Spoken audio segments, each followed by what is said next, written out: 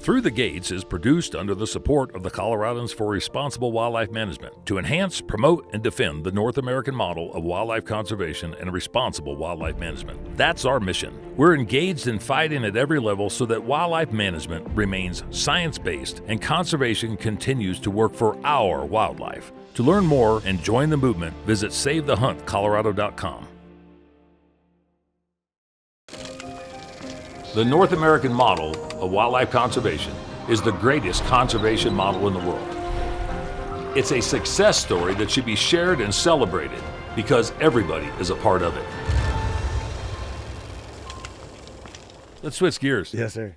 How'd you get into, explain War Party. Yes, sir. So War Party is, when I retired from the Army, I did what a lot of guys do with my background. I jumped on a contract. And it was anti-human trafficking, and COVID happened, and they were like, no, we're not. We're shutting the contract down. COVID's more important than people. Okay. So they sent us back, and I'm just sitting around. I'm like, man, I want to do something. My mother had passed away a few years before that, and she was huge in the Native community, always trying to help people. And my mom and dad were just these, like, amazing humans that, it was nothing to come home from the Army on leave, and, like, one of my sister's friends lives there, or my brother's friend, or whatever. Like, they were just staples for the community, as well as, like, always trying to help out the Native population. I really started learning about it because my mother was diving down that rabbit hole of, it's called MMIW, which stands for Missing Murdered Indigenous Women. And one of the stats is the last time they did a big study was 2016. There was 2,712 missing Native women, and only 116 of those cases were logged by the DOJ. So Native women are 10 times more likely to be murdered than anyone else, 10 times more likely to be domestic violence. Like, just, it's a forgotten population. And the thing is, a lot of people don't understand, especially in the West, we put the Indian reservations in the middle of nowhere. There's no jobs. It's extreme poverty. It's nothing for them to do. So it's a kind of a product of that. So what I did was I started getting involved, and I just saw families like were doing these search and rescue efforts or conducting investigations. So I just reached out to a family. The first one I did was down in Pueblo, New Mexico. And I said, hey, so what I do, I'm retired Special Forces. Like, if nothing else, I know how to walk around with a backpack on and live outside and track stuff. So I was like, well, this is what I'll do. So I went down there and just helped one of the families, and that kept growing. I needed a way to pay for it. So I started War Party Movement, which is basically just a t-shirt company. I was like, well, I'll sell t-shirts and hats and stuff and use that money in the community. That went from everything from, like, physically rescuing women, removing them out of abusive situations, to paying for, like, ladies to go through therapy, or to pay for, like, somebody to move.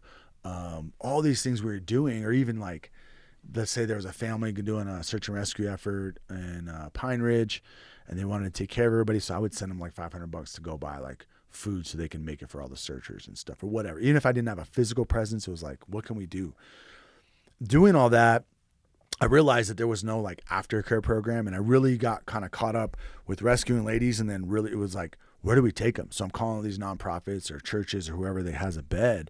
And we've sent ladies, all over the country, from all the way out to North Carolina to Texas to wherever. And I was just like, there was a girl that I helped get out of a really bad situation. We sent her to Santa Fe, New Mexico. She's there for like 2 weeks. I called to check on her. They're like, she left. She's gone. So I'm like, oh, okay. So we're trying to figure it out. And then like 2 more weeks go by, and she overdosed in Pueblo. And I'm like, man, what the hell? Like, are we really, like, I thought we helped this lady. So I go through this, like, emotional, like, up and down. I'm like, man.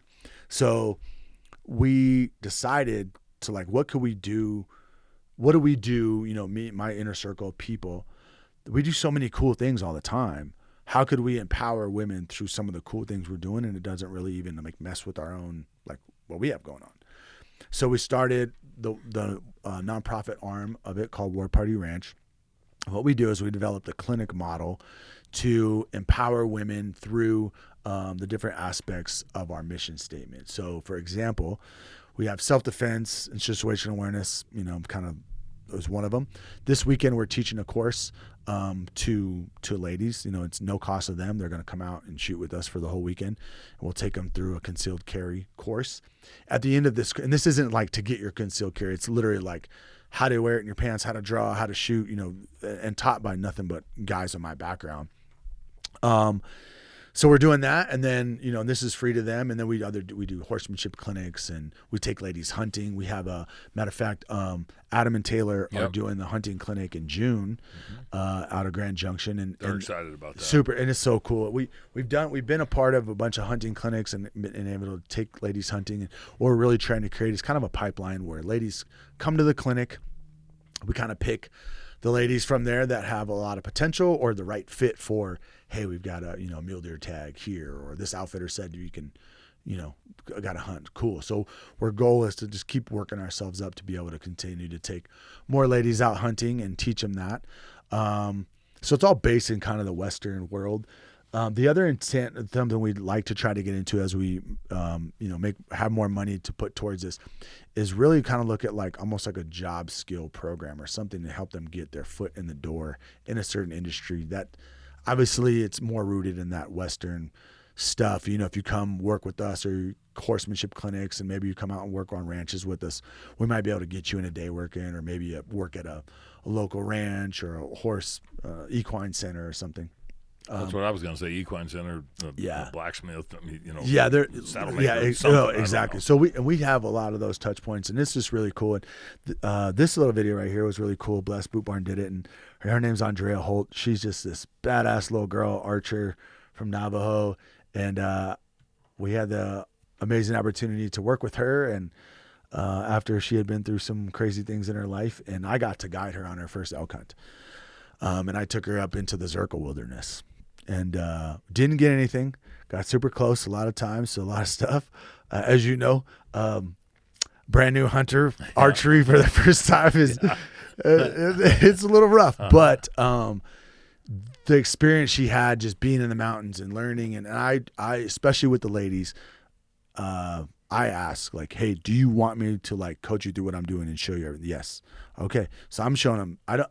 Unless it's like time management or something, I might explain it later. But I try to give them everything that I'm doing, why we're doing something. Hey, even little things I think that we take for granted with a background in the outdoors, or like my military background of like where to even set up camp.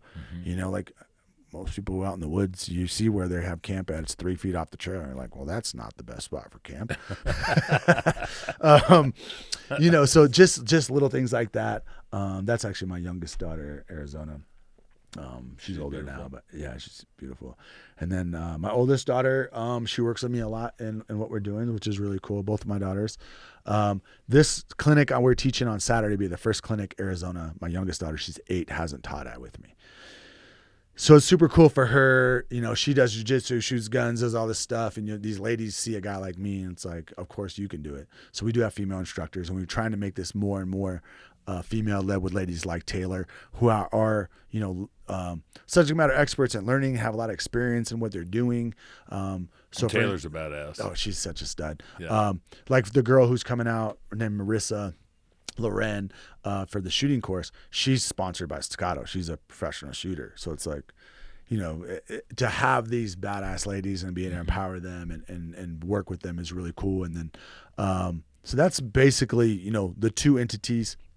And now War Party Movements, they're both growing, but War Party Movements also growing more because we partnered with the Traverse Project, which is a nonprofit that specializes in anti-human trafficking all across the world. And if you look on there, they have I want to say it's under programs, but they have, it's called Operation Red Hand, and that's specifically targeting the Native American population, assisting with them.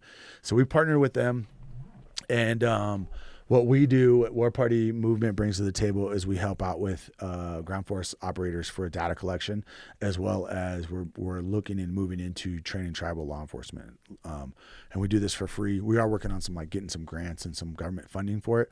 But that's where the money from War Party Movement goes now, is we either make direct donations or give scholarships to War Party Ranch, cover their costs. For example, the ladies coming to shoot, we've covered a bunch of the cost on that. Or we do things like being able to go out and work with tribal law enforcement on helping them connect dots, or whatever training they ask for. We've got a lot of partners. Yeah, lots of partners. So, which is really cool. So we get to go in and teach pistol marksmanship or rifle course, or use all the guys on my team all have a special operations background, and we get to go out and do all that training. The hardest thing about both of these, about War Party Movement and War Party Ranch, is telling the story. So Andrea telling her story was huge for us because I didn't know if she was ready to or wanted to, like what's going on. And now we're in the position we've worked with the ladies over the years where we do have some really amazing ladies who have overcome so much in their life to be able to like share that with other ladies. And in these clinics, they get together and talk, but it's not our story to tell. So it's hard to create all this content and everything everybody needs nowadays. So you mentioned the it's not just Indigenous. No. So we work with all walks of life, and I'll explain the logo. If you go to the just the War Party Movement page, so that logo right there, basically what that is, and the picture of these two guys, those are code talkers and Marines, Navajo code talkers, in World War II, and so the Alamo Scouts were a special forces unit. They were from the 6th Army in the South Pacific in World War II. And what they did was they took a bunch of country boys and a bunch of Indians and put them through like a little selection to create this unit. People have seen the movie The Great Raid. Mm-hmm. The Scouts are in that movie for a very short period of time. They never lost a guy out on patrol. Like their resume is insane for how awesome they were. And what they did was, like I said, they took all these country boys and just hunted Japanese and did all the reconnaissance and recons in the South Pacific. That Indian head is the Alamo Scouts logo, except he's facing the other way. So what I wanted to do was honor my special forces background and then honor the Native community and my background. So this head is the original logo of Alamo Scouts. We added a feather. And then the 4 colors are the colors of the medicine wheel. They do represent a lot of different things, but for me and what my mother taught me, the most important thing to represent is all the colors of the people of the world.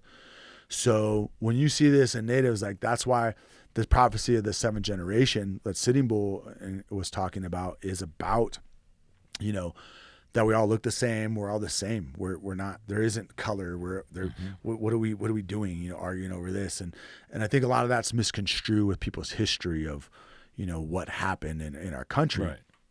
So that's a way to show that like we work with everybody, we honor everyone, we're for everyone, we're warriors for everyone. And then the 3 stripes of war paint, I'd put 3 stripes of war paint on my face when I go on ops, and it's just for us, it's just a representation of like, you're honoring, so since I was a kid, we had a saying my mom would say, the warrior said it going into battle, which means today's a good day to die. So that doesn't mean you want to die. It just means like, I'm right with the Creator. I'm right with my family. If I die today, like I'm good. I'm doing the right thing. So you take that into battle without fear of dying, without the consequences of what ifs. So putting on the war paint is a physical representation of taking time out and praying to make this like a ceremony and a thing where I get to talk to the Creator. I get to talk to Jesus and be like, yo, homie, it's me and you out here on this one, and you physically put war paint on. So it kind of signifies like the warrior spirit, the warrior embodiment. So what I tell you about this logo is that is a way that we try to showcase that like we're not just for the Native community. Now, we do try to influence the Native community as much as possible, or work with Native women, just because they're at the forefront of the highest risk of all this, and especially in the job, or not job fields, but especially in the kind of the world we're in when it comes to hunting and ranching and shooting and all those things tie hand in hand. Obviously, all those, but they're often always in like rural areas as well.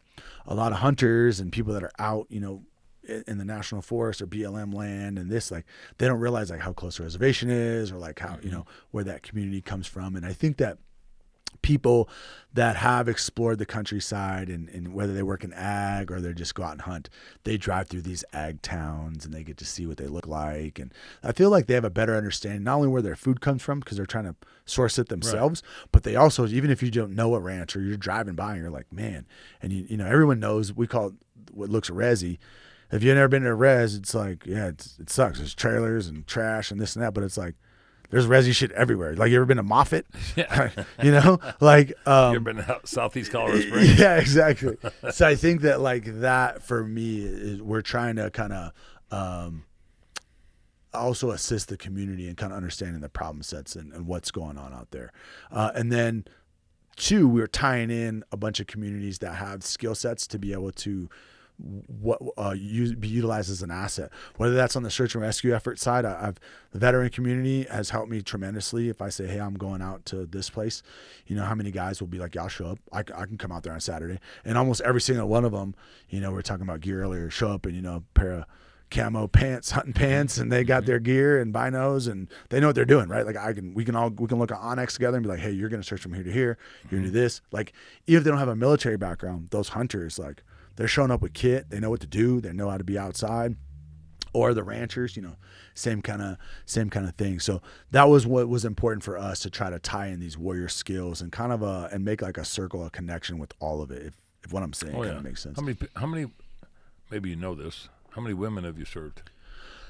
Oh wow. We are about. Or probably, it depends on what capacity. We have sponsorships as well. So if I count the sponsorships, we're about like 60 ladies that we've done significant engagements with, whether that was removing from physical harm, or, we've got girls that we sponsored that ride like ranch broncs. So they're bucking horses at the rodeos, but it's not like it's not like a crash course on anything. It sounds like a longer endeavor. Yes and no. So we have ladies that we do have kind of the crash course, like we call them the clinics. So this weekend we're doing that pistol clinic. That'll be a one-time event for them, but a lot of times we have some of the same ladies that will come back and just volunteer or want to be around it again. Or sometimes we have things that, like for this pistol course, it's also open to the public. I didn't expect anybody to sign up because I have zero content showing how awesome of an instructor I am, like every other Green Beret does. If I was a Navy SEAL, I would have shirtless photos, videos of me showing how awesome of a shooter I am. Long flowing hair. Yeah, exactly. But I'm not. I'm bald. And I'm bald. Look, I'm a Green Beret. I got a good mustache. Big mustache. Yeah. But it's open to the public. So like a lot of times we'll have ladies that we sponsored and to go through clinics. And then we have another clinic that, like, yeah, you could pay, $500 to do. They'll just pay and do it. They're like, oh yeah, I want to do this. Or they'll call and say, hey, I think we could do a situation awareness or maybe a hunting clinic out at my place. I know so-and-so. And we're like, oh yeah, work it. Like a lady knows you. She's like, I got this friend named Danny. I'm like, oh shit, really? And then it just, it's just really cool. It just builds up. It builds. And we've done it very slow and on purpose, because it's hard to vet, like, is it the right lady? Does she really, not knocking that part, but like, how do you vet some of these things that they've gone through, or who needs us more, or who's the right fit? Same with the men we bring in, the people we have around us. And as we build a team, taking it slow. What's the age that you normally get a chance to interact with these gals, depending on what stage of life that they're in and when things actually happen? Mostly 20s to 40s. But we do work, and we I would say probably 10, 12 teenage girls that we have worked with. Matter of fact, in June we're doing a big branding at a buddy's house that we are making a war party event. So got like a full weekend. We're doing a horsemanship clinic, and they get to brand. And if they've never been to branding, they'll get to kind of learn that stuff. And if they have and never roped before, it's like the perfect environment to, like, no one's gonna judge you, none of that. Like, get up there, try to drag calves. So we have 2 teenage ladies coming out, or 3 actually, 3 ladies. All of those girls are native as well that are coming out, and we're doing this up in Montana. But, and do you do any particular tribes? Not necessarily. We have a better relationship. We have partnerships with different tribes that have assisted us, whether they've assisted us. We have a golf tournament coming up in June. That tribe out you of play San golf? Diego. No, heck no. No, that's for pussies. My wife golfs. So if you golf, so does my wife, pussy. No, I'm just playing. Too many hobbies for me. I'm like, you can't wear jeans. Anything you can't wear jeans doing. No fishing, no golf. No fishing, no golf. No. But there's a golf tournament in San Diego on the reservation down there, and they are giving us a donation, and we have like stuff lined up for them to do situation awareness and teach some clinics and some courses for their ladies. But a lot of it's just as we grow in certain relationships. We have in May, one of our vice president, actually, it's in outside of Elko. we sponsored a women's traditional fancy dance. So we have a red shawl that we're giving away, and we're the winner of the dance is getting 2 free slots at a hunting clinic we're doing at the Arthur Blank Foundation in Montana in September. Oh, cool. That's badass. So we have like tribal, and a lot of I'm not going to say it's tribal affiliation. We have affiliation with people that we know that are in these tribes, and we're really just trying to do it grassroots, like the right way. Understanding like every tribe's different, every tribe has culture. The problem is the same in all of them. We want to assist, but how can we make the most progress and really help people? And my example to that is, because I am a veteran, like there's a lot of great organizations that take veterans hunting and do a lot of cool things for veterans. My issue with all that oftentimes is if you don't take the right person out and they're not mentally ready to heal themselves, to accept, a lot of things have to be, this person has to be ready. Stars got to align. They have to align.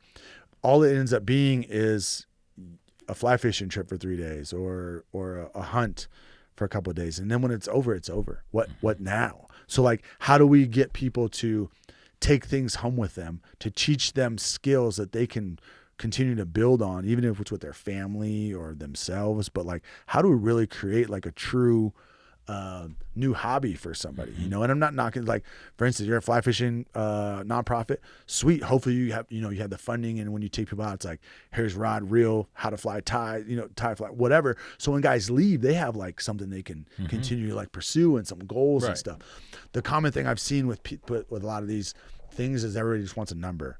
You're like, oh, we did this, and it's like, yeah, but like, it's like a merit badge. Yeah, it's like, did we really? So I look at it as like, before we started War Party Ranch, I got down on myself because I was like, man, I was doing all these investigations and it was rough. And I really had all these people reaching out to me and trying to ask for help or whatever. And it's like, I wasn't financially, like, or even manpower, money, nothing to be able to affect more than like what I had. And I literally just had to realize one day, I was in my garage and I was just like, dude, if you help one person, if you can change one woman's life this year, that's huge. Like, stop thinking that you have to save like 100 women and children, and understand that like, if you can change one woman's life and the trajectory of everything she's going through in her life, that's massive. So that also helped me not look at it in a military mindset of just my mission, because we have the ability to, like, when I say turn off a switch, like, it's off. Like, I don't need emotion. I don't need none of that stuff. Like, none of that bothers me. Like, I've loaded my buddies on helicopters and I got to deal with it later. But at the moment, like, there is zero emotion. And I have that ability to do that. And oftentimes I catch myself, and the more I be in a civilian, I'm trying to not do that as much. But I realized that, like, I was almost in this battle rhythm of just like I was an SF guy. I'm just like, next, okay, find the next girl, do this, and the reality of it was like, you have to realize, like, you are changing someone's life. So if we can give these life-changing experience to these ladies, whether it is physically removing them like we have, or it's just a weekend that they get to be instructed by ladies like Taylor and be around, all these ladies who are hunting, and teach them how to harvest a goat and keep a goat out, blah, blah. And then there's 20 other girls that are learning, and they just have this tribe and fellowship, and they get to share experience and do that. I think that those things are so impactful. And then if we can progress that into taking them on a hunt, like for what we did for Andrea, that was life-changing for her. Like, and I'm good friends with her now, and I'm not trying to put words in her mouth. These are things she told me, but she's a completely different person than she was before we started working with her. And she's just badass little community leader. She does like hikes with the tribe all the time. She puts on social media, say, hey, I'm gonna go hike this, anybody wants to come? And there'll be 20 to 30 people from Navajo out hiking with her. Or she's out, I'm gonna go on this hunt, and she's out scouting and talking about it and trying to get other ladies to go harvest their own meat. And she hunts in Arizona and on the res, so she's like, she's killed like one thing in the last 5 years. I'm like, yeah, it's hard with the bow. But which is awesome, because she's like, to me, like the epitome of a hunter, like sharing her story and her struggles, but also like it ain't all victories, you know. And she never is like, I'm not doing this anymore. It's like, I shot a deer, like heck yeah. And you know, she's got the food with the kids. And you said something there that if you could save one person, and a completely different comparison. Yeah. But when we were doing what we were doing last year and Yeah. trying to get on the social media side of stuff, Yeah. I had the mindset that I needed to convince 8 million people to do something, Right. because of what we were up against. Yeah. And when I would come away from an event that you'd have 500 people or 700 people, and we would get one or two young ladies that wanted to engage. Mm-hmm. After about the third or fourth event, I'm thinking, well, that's two more than what we had, and that's four more than what we had. And now those young ladies are, and they were always sportswomen. They're mothers of two or mothers of four, and some of them. But when they came to the Capitol, or when they went to different functions for what we were trying to do, we were doing it on their behalf and their family's behalf and their tradition and heritage. To see the light bulb turn on above their head, it's different than you're talking, but it's similar. Oh yeah, because you change somebody's life to the point to where now they reach out to you and go, what can I do? How do I get involved? How can I support? Absolutely. And Absolutely. and I think that's to the same thing what Sean and I have talked about before. It's creating a movement. Yeah. And it's a slow movement, but the War Party movement of what you got there is similar. Yeah, no, it's very similar. And back to, Special Forces motto, we're force multipliers. So what we always try to create is force multipliers. So every clinic that we teach, we try to, and you're not going to be the subject matter expert in, a few days out with us or whatever, but what we try to create is things that you can physically take home with your kids or with your family or other ladies in your neighborhood. And it might sound silly as like swinging a rope, like we bring ropes everywhere we go because like people just think it's so cool to like, swing a rope, but it's like, maybe they what they took was talking in our conversation. They're like, oh, they taught me how to rope, and they buy a little rope and dummy, and now they're out with their friends just having conversations and rope and dummy, right? So we try to do just that force multiplier stuff. So exactly what you're talking about. That those two young ladies turns into, they talk to three young ladies, and those three young ladies, or it's somebody who is established in the community and people look up to them. So then they're like saying it. They're like, oh shit, this is what I heard. Like I thought the mountain lion thing was just, that makes no sense. And you're like, no, but I know Kathy, and like her and her husband do X, Y, and Z. And like, if she's saying it, like this is no bullshit. And then they're able to show you how it ties into like food and not even talking about hunting, just the ag world. Well, they become ambassadors and patriots for the common goal and common message. Absolutely. And they're not necessarily speaking on your behalf; they're speaking on behalf of the cause. Of the cause, absolutely. And I think that's an inspirational statement in itself. To where what you've created, if you can get other people to turn around and do the same thing and bring that back. And that's what we were so fortunate enough to be able to see during the last 18 months because I didn't think that was possible with that generational gap and with that ideology. I'm not going to lie. I was like, I was trying to be positive, but I was like, man. I was like, this is not looking good. Like, oh, my gosh. You wonder if it's worth the effort. And then when you see the light in somebody's eyes or the smile on their face, and then they turn around and bring somebody else on top of it that you didn't have to bring. I mean, this is a monumental deal that I think that, to touch on what you're saying, I don't necessarily think that social media isn't the platform to have like a bunch of open conversations with, but what it does is it gives you a sound bite or an interest or a rabbit hole you might be able to go down, especially when it comes from people you respect in a profession or just whatever. And I think it creates a ton of those conversations. And I think the real force multiplying, like the movement you were talking about, whether it's War Party movement or like the trying to protect our rights, hunting and our kids' futures in the land, it is nuanced conversations, but there is a form of like education that comes out of all of that. And self-gratification and self-satisfaction for people to be able to get engaged and feel like they're part of a movement. Yeah, absolutely. And that's where I saw when we won the vote, I said, you know what? I looked at it, I was like, my wife and I were talking about, we're like, it's got to be, I feel like there must have just been enough younger kids that heard about it, like talked about it. And people were like, no, that's not what's going on. Like somebody was like bullshit. And I think nowadays there's so much like people wanting to poke holes in Everything. the news and what Yeah. they're told, that people are asking more questions. So I think that it can work to your advantage. And I think in the case of that vote, I think it worked into the advantage of people really wanting to know the why, especially with already being damaged behind the wolf and seeing how that was like, whatever your political views on it, you're like, wait a minute, the biologist said what? And I think in Colorado in particular, unlike we have it in Wyoming and Montana and Idaho and some other places, but we have so many outdoor people that live this very seasonal lifestyle. And I'm connected to it through the mountaineering stuff. I used to guide backcountry skiing and teach avalanche courses and stuff. And you have these guys that are like, they're ski patrol all winter into the spring. And as soon as spring starts, they're like either guiding fly fishing or they're logging, or then they guide elk hunts or whatever. And you have all these, everyone's like, oh, well, Summit County's blue and all that. I'm like, there's a lot of people in here that make a living off the land and understand what's going on. And I think that there was a lot more nuance conversation in circles, having beers or whatever with folks, because like I said, because looking at the numbers going into it, it was like, dude, we're gonna lose this so bad. Sean and I butted our heads against the wall many times, going, well, I guess we don't. What do we do besides just keep moving forward? Yeah, I mean, because you kept second guessing your effort. Yeah. And I see similarities to what you've done here, because you would second guess your effort. Oh, absolutely. Second guess that effort like crazy.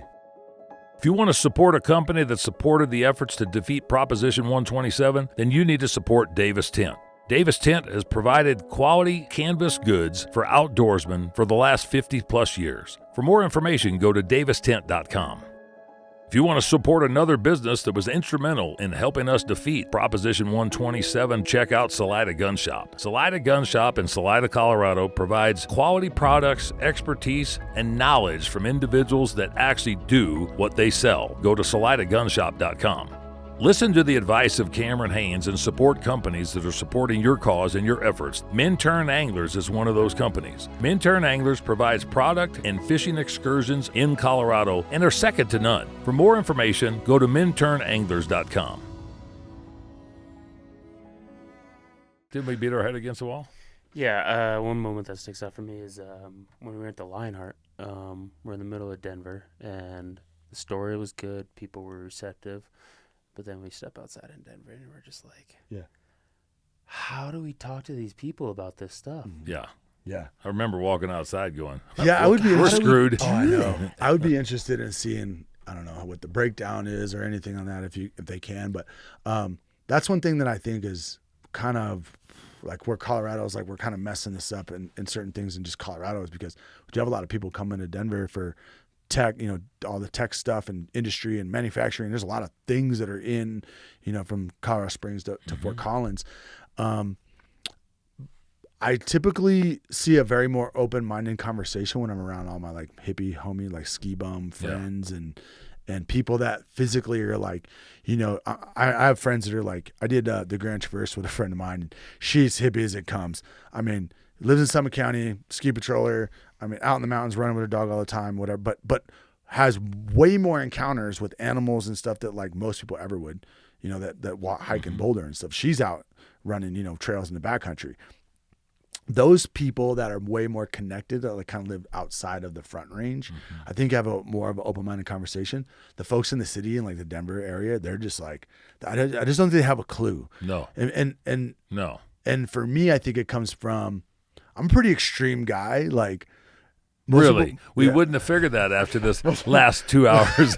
Well, most people think like, if I say, hey, I'm going for a run, it's like, oh yeah, I'll go for a little run with you. And then someone will have to tell him like, no, that he means like, he's going to go run like, he's going to run like 10 peaks. He's going to run from like Frisco to Breckenridge. Like, are you sure? Like, that's a little run.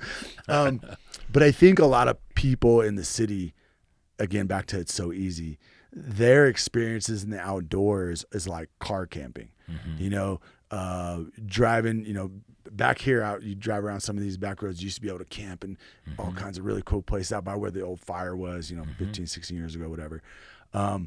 You can't even find a spot No. if you want to car camp anywhere. No. Because that's what people do. They don't, no one like sleeps on the ground and like does these hard things. And what I found is like places like Jackson and Bozeman and Whitefish and Summit County, Vail, all that. You have these like people that do that, like just hippie dirtbag climbers, runners and stuff. And they live that. Whereas like everybody else in the city, they think they are this like extreme outdoor person. And the reality is, I'm like, even hunters, like I ride by people's hunting camps and things. I'm like, oh my God, like, are you guys sure you're hunting? Like, it's like it's like, oh yeah, dude. It's like, I saw one out where I set up camp in the Zirkles all the time there at this trailhead. And there were like, no shit, like 4 travel trailers, like circle the wagons with like a giant tarps over the top. And I was like, this is too, this is comfortable. I don't even have this in my house. Like, what are we doing? It should be a little uncomfortable. So no one's ever killed anything from the cook tent. You gotta get out there. But I think it's just because it's so easy, and it's easy not to be connected to where your food is. Well, it's not easy. It's easy not to be connected to what's going on around you. Yeah. Like with what you're doing with War Party. Yeah. If you don't tell the story, you don't realize that it's even there. I said this many, many times, and it's probably redundant to a lot of people, but people that have not had anything taken away never knew that they lost it. So if it was gone before you knew that you had it, you just take it for granted. It's always been that way. And whether it's something like this trafficking issue, or whether it's something like safety on the landscape from invasion forces, foreign forces, or it's something about your neighborhood and people. If you've lost it, you appreciate not wanting to lose something else. Absolutely. That was one of my biggest concerns about the effort that we did on 127. Is a lot of the target audience was 18 to 34 years old. They didn't lose bear hunting. They didn't lose trapping in Colorado because they never had it. Right. A lot of the game wardens that we dealt with during that, they never it was always that way. They never had to enforce it because it was never legal to turn around and do it. Yeah. So to get them to understand how important it was to sustain mountain lion hunting and bobcat trapping and management, that was a hard sell in my own mind, because I was old enough looking at everybody else and they're going, well, it's always been like that. No, it hasn't. Yeah. My fear about that, Jeremiah, is people that don't know about the Second Amendment, about the First Amendment, they start seeing that, well, it's always been like that. Well, if we allow it to continue to go, pretty soon, 20, 30, 40 years from now, nobody knows that we used to have it because it was taken away while we had it. And pretty soon it's just always that way, and you just get to a point. It's just common practice, status quo. Yeah, you don't know what you don't know. Yeah. And I think you're spot on with, like you said, it's just status quo. Like, you didn't know, you didn't have it, and it didn't get taken away from you, or it's like trying to tell kids nowadays that, like, I didn't have a cell phone. I didn't have a cell phone until I was like 25 or 26 or something like that, and it was like, what'd you do? Like, kids nowadays, like teenagers, have no idea what it's like to stand at a bus or stand on the corner waiting for your dad to pick you up or whatever, just looking at leaves like, I'm so bored, and like just be like, no one knows what it's like to like throw rocks into something because you're bored, or like like to occupy your time with, but you can't, there's no way you could talk about it, but they can't experience it, so they don't understand. And both of those conversations are alike, because like you said, you don't know if it's missing, but I think they're alike because you're not educated about it. Everyone has this attitude of like, it'll never happen to me. So when it comes to like the human trafficking stuff, or the just the random victim of violence that can happen to you, or the amount of badass, amazing ladies I know that were in abusive relationships is insane. And there's no way you would look at and say, no, there's no absolutely way. There's no way she'd put up with that shit. And the stat I always throw out to people, it's 1 in 3 men are abusers of domestic violence. Or excuse me, it's 1 in 3 women have been abused in their lifetime. So that means, in my opinion, it's like 1 in 3 men. We need to take responsibility. Now, obviously, we're sitting in this room. It's like 3 of us, like 1, 2, 3, not it. Like, I don't know. But it's got to be Sean. Obviously. It's that mustache, man. He's behind the camera. Yeah. But it's one of those things where, you look at that statistic, and It's way more common than you think. Mm-hmm. And then, like I said, I meet these ladies and I'm like, wow, they tell their story and you're like, holy cow. But a lot of it's part of their story, why they have so much confidence now or how they had to, just make it. But everybody has this like never happened to me or that's not going to happen or it doesn't affect them. So they don't, nothing ever changes. So if you're your average when it comes to hunting and the regulations on hunting and anything, if you're just a normal person who lives in Colorado, you go to the mountains all the time. Let's say you got an epic pass, you ski, 100 days a year, you hike all the time, you're out seeing nature, you see elk all the time, whatever. But you don't hunt, nothing changed for you. You don't care. Why exactly. why would I care? Like I don't hunt. I don't want to shoot. I don't think we should shoot elk. And I have this, I'm totally disconnected while I'm eating my cheeseburger about, the whatever. But it doesn't affect you. Mm-hmm. So it's like, and in the same when we're trying to teach this like self-defense and like get people to be in more of a warrior mindset and aware of their surroundings and what's going on around you, most people don't. That'll never happen to me. It's never happened to them. They don't know anyone who's been raped or victimized, like gone through some horrible experience. And you even look at it with car accidents, right? Like the most dangerous thing that can happen, the most likely thing to happen to you is you get in a car wreck. Like, look at the statistics. It's probably the most dangerous thing we do. Everyone's on their phone all the time. But like no one ever takes a precaution to mitigate any of that risk other than the seatbelt because the dinging won't go off. So I'll buckle it. Yeah, if the phone, and they're on their phone. If the phone was dinging as you were moving, you would shut it off. Correct. So it's just one of those things. I just think don't give them any ideas. People's mindsets are in this. Doesn't affect me. Doesn't matter. Or it'll never happen. I'll deal to with me. it when it comes along. And everybody's got a different perspective on how they're going to do it.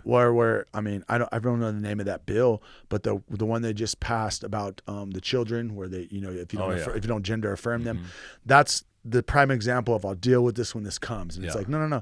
We didn't deal with it at the school board meetings. We didn't deal with it at all the other stuff. And now you're trying to deal with it on a like literally like a congressional level or a Senate level at the state. And it's too late. We're California. Mm-hmm. And we're becoming more Californicated as we speak. Absolutely. So that's why you have plans in your future. Yeah, I do. About moving. Yeah. Yeah. So we're moving to Florida, and it's more of a. Politics and stuff had a little bit to do with it, but more of it's just a business opportunity. My wife owns an aerospace manufacturing company, and she's been crushing. She was actually named to top 25 most influential women in business in Colorado last year, 2024. How the hell did you work your way into that? No idea, bro. I'm still working on trying to, I don't know, man. I'm it trying must to be the figure it out. It has to be. It's got to be something. We're moving to Florida for that opportunity. We're kind of on a 2-year plan. I'd like to, ideally, we want to be in Colorado. I'm hoping some things change in Colorado. I'd love to come back to Colorado. We want to have a small cow calf deal, probably, 100 pairs, something like that. Nothing crazy, but I'd like to be able to run my own company, have my kids assisting me, doing something I love, and put good meat on people's table. But War Party's still going to be. Oh yeah, absolutely. Yeah, so War Parties all over the country. We have board members all over the country. I actually over Thanksgiving I went down to the Seminole Reservation, and I'm on a day work down there on the res. The res they run over 16,000 head. They own the Hard Rock. They're the richest nation in the country, the natives in the country. They're also the only Indians that never surrender. But they have gated communities. It's nuts. I've never seen a reservation like this. But so I'm like, hey, you guys don't need any help, do you? What I experienced was, I think it's a San Miguel tribe out of California, and they just bought a casino in Vegas on top of the casinos they got in California. Yeah, some of the tribes do very well with gaming and where they're located, but a lot of the tribes are in the middle of nowhere. Yeah. So they're not on a major highway or area where people can go vacation there and they can create that. But I was just saying that because we're tied in with Seminoles do have a MMIW issue as well. So affecting everything, we can affect all over the country. And just because I live in Florida don't mean I won't travel and go do. Sounds like go you're do traveling things. enough anyway. So I'm you're traveling. you're going to be coming. We're back. traveling all the time, and we have a bunch of board members, and those ladies also. Each board member has a area responsibility that they're an expert in, or they're the SME for that portion. Like I was explaining, Marissa Loren is in charge of our self-defense, and she's sponsored by Staccato. She's does jiu-jitsu, has been doing Muay Thai for a long time. She's a badass lady. So all the board members, as we continue our journey on this, we bring experts to the table to assist us. And yeah, you might be the social media manager, but she also might be, used to be a fly fishing guide for the last 10, or she still is, right? And she runs social media or whatever. So we have focused on ladies that have that. And then the cool thing is that all the board members, they have their own story as well. Like they all have something in their past which wants to push them to give back and move forward. And then on the War Party movement side, us being able to train tribal law enforcement and help investigation, do all those things, that's all over the country. So we'll continue to work that. And I've got guys, my team's pretty spread out pretty good. The problem we've just had, like I was saying, is just telling the story. Now I'm kind of getting to the point, and we've done enough things where the stuff we do on search and rescue efforts, tribal law enforcement, things like that, we don't tell the story around and talk about that. Now we are to the point we've had, tribe law enforcement be like, oh yeah, come train us and we'll put it in the paper or whatever. So like, oh wow, that's cool. So we're getting there, but we're still international. We try to affect, anything we can. And oftentimes for financial purposes, a lot of times the people will come, the ladies that were recipients of scholarships for our courses are kind of located in that area. So the hunting clinic we're doing in September in Montana, we worked with all the local tribes in Montana. So we have ladies coming down from Browning. We have some ladies coming out from Standing Rock. So kind of close, and that just kind of helps us financially, to get more bang for our buck when it comes to covering the travel and the cost and everything to put these clinics Any on. of your family, extended family, or anybody involved in that? Yeah. So my daughter for sure, and then the girl who started War Party Ranch with me, his name's Micah Wysocki. She's like a sister to me. I mean, we're not blood, but and she lives here in Colorado. She's the co-founder, but also just this badass cowboy. So she's in charge of like all the cowboy stuff, and puts all that together. And then behind the scenes, my wife actually sits on the board as well. She's the treasurer. She's the money lady. But behind the scenes, I have lots of special operations guys that help me with that. So I kind of count them in as my extended family, on that. So, that's and then support obviously from my siblings, my brothers and sisters and whatnot. And Parents still alive? no, both my parents passed away. Yeah. Yeah. And you got relatives in Vegas still? A brother and a sister. Yeah. Yeah. Oh, well, my oldest daughter lives there, but I'm trying to get her to move. I'm like, you need to leave Vegas. You go to Florida. Well, maybe come to Florida with me for a bit until I figure out where I'm gonna buy a ranch. Yeah. I like I said, I'd like to be in Colorado, but I mean, with the gun stuff, that was a hard one. That was a hard one. It's getting worse. Yeah, it's going to get worse. So we're just trying to figure out how to hold the line on different stuff and figure out where we end up with that. Yeah. But so you're going to be coming back. Yeah, I'm coming back a lot. Like actually, I'm leaving here in the middle of June. I'm committed to the Elizabeth Stampede. I sit on the board of Elizabeth Stampede, and Adam and I worked that together, and Taylor as well. And a lot of the War Party. Micah's part of production. When is that? Runs production. The 5th through the 5th, 6th, 7th, 8th of July. June. June. Yeah. Okay. So it's coming up. Okay.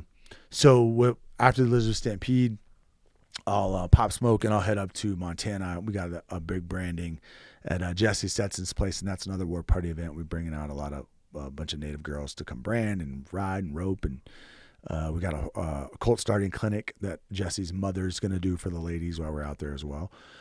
We got this. You don't have anything going. Nothing. And then I'll head down to Florida. Then I'll head to Florida, and then I'll be bouncing around, and I'll be back in Colorado August 1st, 2nd, 3rd. We're doing a top hand cowgirl competition in Kiowa, Colorado. And it's really cool. It's some of the saltiest cowgirls in the country come compete at this event. And this year, War Party is one of the sponsors, and we're also sponsoring ladies to go through. And we're bringing them in a week before getting them on some really fancy horses that they otherwise wouldn't be able to afford, in this world. Putting them through a bunch of clinics. We got some experts, cow horse people coming out and that are judging the event, but they're going to teach the clinic first. And then the girls are going to compete. So it's a pretty cool deal for them to be able on one of these, fancy horses competing against these badass cowgirls who obviously have That's cool. their own fancy Sean, horses. it doesn't sound like that he's got anything planned. We ought to have him back 3-4 times a month or something. Just regular. And then this is my first year, like leaving to Florida.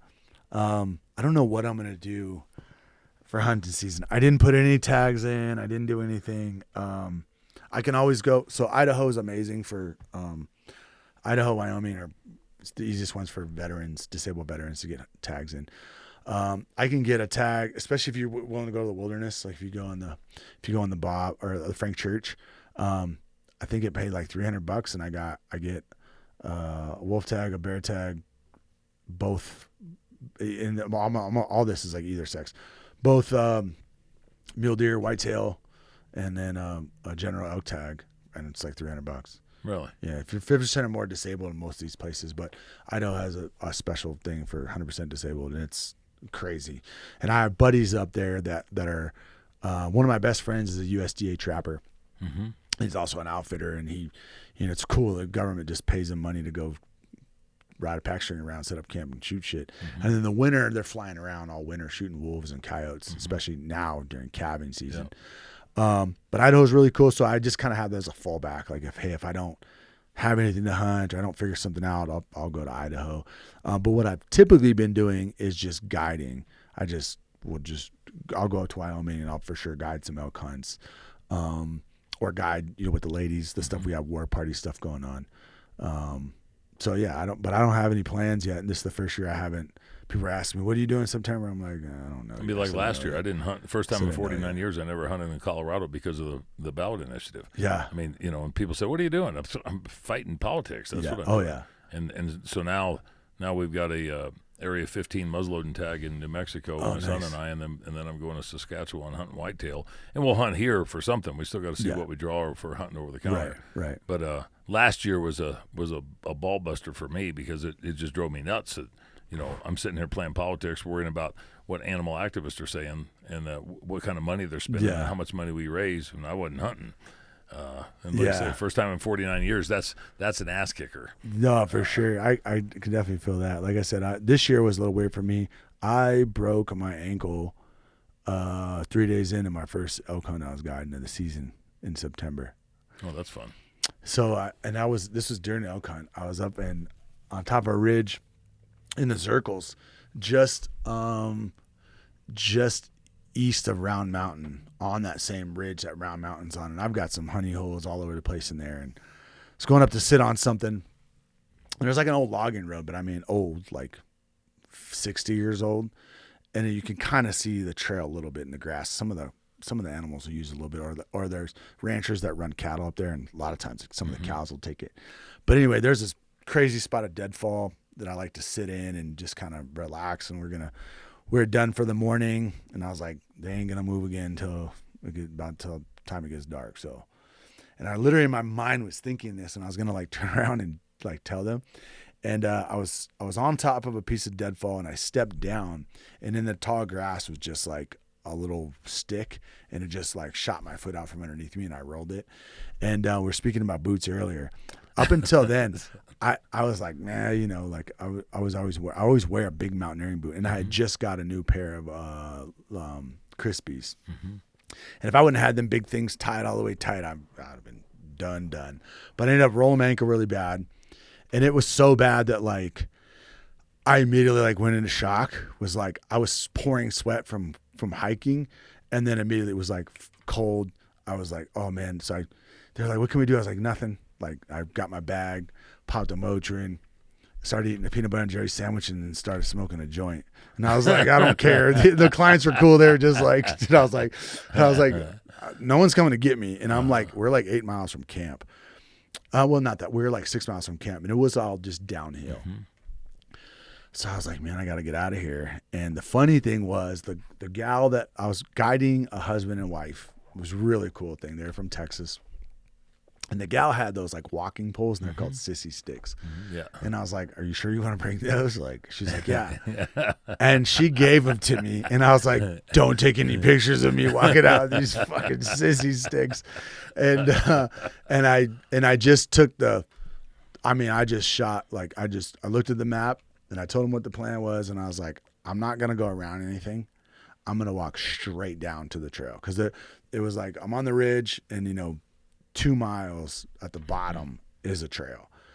So we balled down that thing, and it was pretty miserable. And then I walked all the way out to the truck. And the funny thing about it was I was supposed to guide this hunt until this happened to me on like a Tuesday. I wasn't supposed to come out of camp until Saturday. So then Saturday I had 2 days off, and then I was going to drive up to Idaho, and Tuesday morning at like 5 a.m, I need to be in the saddle on the Fort Hall Indian Reservation to gather and ship for the Indians, for the Shoshone-Bannock tribe. So I ended up having like 6 days where I just like iced my foot in a cooler and did whatever, and then just went cowboying. And of course the VA didn't give me an appointment. They gave me an appointment for like 3 months because I went in, and they were like, "Well, it's too swollen for us to do anything." So like, "We need to do an MRI." I was like, "Well, when can you do that?" And they're like, "Oh, you need it as soon as possible, and we'll get you scheduled." Yeah. They scheduled me. It was September. My appointment was in January, and then they just ended up canceling the appointment. So I was like, "Oh, this is cool." So I basically just like cowboyed on a broken foot forever. I like had to. And then I went to Poland. Same when I did that Poland contract.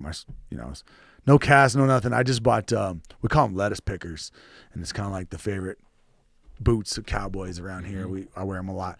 And they're just, they're like the Georgia boots, kind of like an UGG. Yeah, those are like amazing cowboy boots to wear, real comfortable. As long as you're not on a spicy horse, you need to lock your heels in. But I wore lettuce pickers the whole time, got a bigger size, and was able to slide my boot on. I even took a pair of cowboy boots and took trauma shears and cut the front of them down, way down. Yeah, it was pretty miserable, but that was like my experience of this year. That was something. And I had tags at Adam's property too. I was super stoked about it. I had a bear tag and a cow tag, and the tag I had was really cool because it was the one from 2 September to I think like January. Yeah, so I was like, yeah, I'll go in there, and once the first snow, once it starts, and like I ski a lot, I skin everywhere, so like snow doesn't bother me. I'm like, I'll just skin in, and if there's a little bit of snow, whatever, I'll sit at Adam's property for a day or two and get a cow. And nope, I couldn't even get a ski boot on until like February.